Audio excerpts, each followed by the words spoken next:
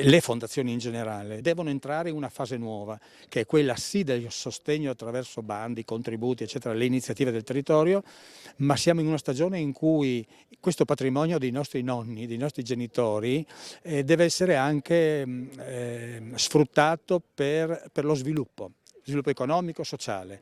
Ecco, il coinvolgimento delle cooperative e una serie di iniziative sul territorio della Fondazione certificano e attestano questo salto di qualità. Gli interventi al Giardino Viatori di Gorizia, parte del patrimonio della Fondazione Carigo, rappresentano appieno la nuova filosofia riassunta dal presidente Alberto Bergamini, ovvero un intervento partito dall'esistente per conservarlo, preservarlo e renderlo fruibile al maggior numero di persone possibile. Si è pertanto intervenuti sul giardino creando una serie di percorsi anche per le persone diversamente abili. Ce n'è uno in particolare proprio che attraversa tutto il giardino, che consente la fruizione delle persone che hanno delle disabilità fisiche, in particolare non riescono a deambulare in via autonoma, a muoversi autonomamente. C'è stata la necessità di rivedere le pendenze, quindi si sono dovute ridisegnare anche delle aiuole, quindi ripiantumare le essenze floreali, è stato rifatto il laghetto, è stata creata un'area per piccoli spettacoli, diciamo fino a 99 spettatori, e quindi diciamo è un lavoro complesso.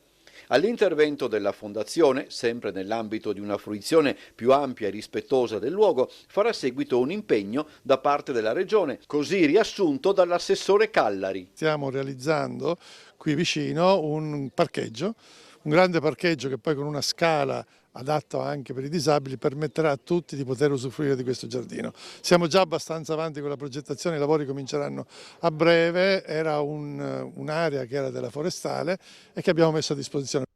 L'area botanica creata da Luciano Viatori a Gorizia riunisce in uno spazio verde con vista sulla città splendide collezioni di fiori e piante, la cui ricca fioritura culmina nella stagione primaverile. Il giardino nacque negli anni 70 quando Viatori acquistò una collina ai margini della città. La proprietà è stata donata alla Fondazione nel 2014 come da disposizioni ereditarie dello stesso proprietario. L'area si presenta come un dolce collegamento fra 3 livelli di terrazzamenti.